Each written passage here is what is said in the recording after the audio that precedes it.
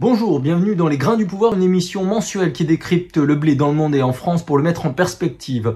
Premier épisode cette année, inévitablement, un quart du siècle s'en est allé. Nous devons comprendre d'où vient la planète blé sur les 20-25 dernières années. D'abord, un contexte implacable.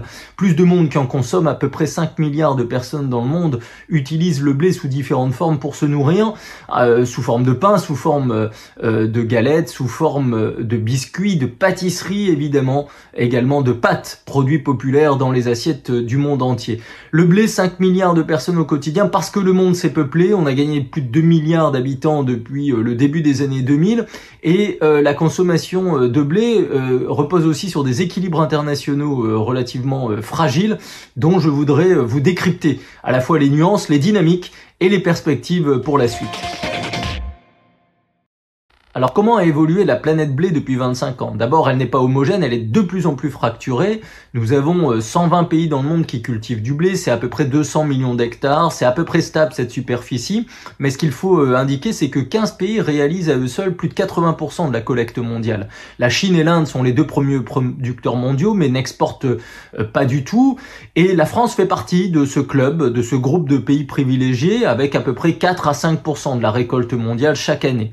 Ce qu'il faut indiquer, c'est que finalement les seuls pays qui ont pu produire plus et exporter davantage depuis 20-25 ans, c'est la Russie d'un côté et l'Ukraine de l'autre. Les bords de la mer Noire, ces deux pays ont doublé leur production et plus que triplé leur exportation sur les marchés mondiaux. C'est vraiment l'espace du monde qui a pu combler le besoin de la planète, puisque la production mondiale est passée de 600 à 800 millions de tonnes par an en 25 ans, et ce surplus est principalement venu des bords de la mer Noire. Les États-Unis ont moins produit, ont fait le choix du maïs et du soja, dont exportent moins. Russie, Ukraine, c'est 25 à 30% aujourd'hui des exportations mondiales de blé, et nous avons des nations qui produisent et qui exportent comme l'Argentine, l'Australie, le Canada, qui subissent des aléas climatiques, parfois aussi des contre-coups économiques et politiques qui font que leur volume en récolte et à l'export n'est pas toujours des plus stables. Dans ce contexte, il ne faut pas sous-estimer l'importance croissante des importations pour certains pays dans le monde. La Chine achète de plus en plus de blé, les nations du sud-est asiatique également, l'Afrique subsaharienne s'est mise également à en acheter davantage, croissance démographique oblige, évolution des pratiques de consommation, sans oublier évidemment le nord de l'Afrique, le Maghreb, du Maroc à l'Égypte, et le Moyen-Orient, qui sont les deux grands espaces qui consomment beaucoup de blé dans un régime de stress hydrique, foncier, climatique et d'instabilité géopolitique qui font que l'équation de la sécurité alimentaire autour du blé n'est jamais des plus simples. Trois grands enjeux par conséquent sont devant nous. D'abord un défi productif.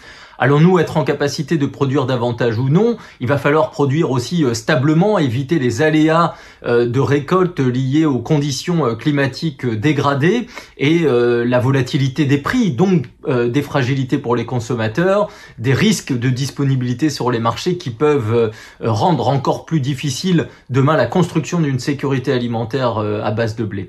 Ça pose des questions, cette production d'avenir, puisque la science est interrogée, l'importance de la recherche, les investissements qui sont déployés en la matière, mais évidemment ça pose aussi la question des politiques publiques qui sont conduites. Est-ce qu'on favorise la compétitivité durable, c'est-à-dire à la fois maintenir des productions et évidemment les verdir, parce qu'il va falloir décarboner ces filières céréalières et celles du blé. C'est un enjeu pour l'Europe et la France évidemment, c'est un enjeu pour la planète tout entière.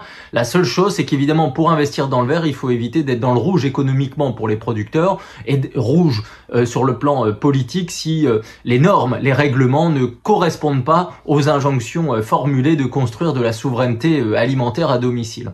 Deuxième défi, évidemment un défi logistique, il va falloir déplacer encore plus de blé demain sur la planète, principalement par les océans.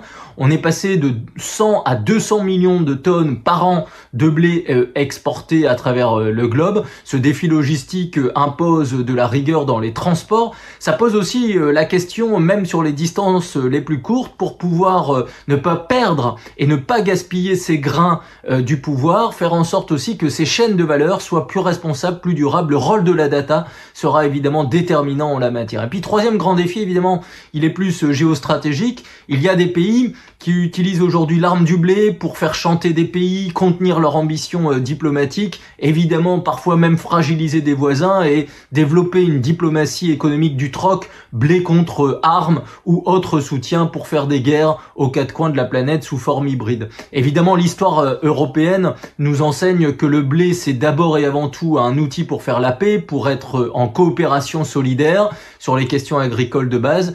Et c'est aussi cela qu'il faut cultiver dans les prochaines années, éviter l'arsenalisation du blé et faire en sorte au contraire que ça reste une plante assez fantastique pour à la fois nourrir la planète mais aussi nourrir les solidarités internationales.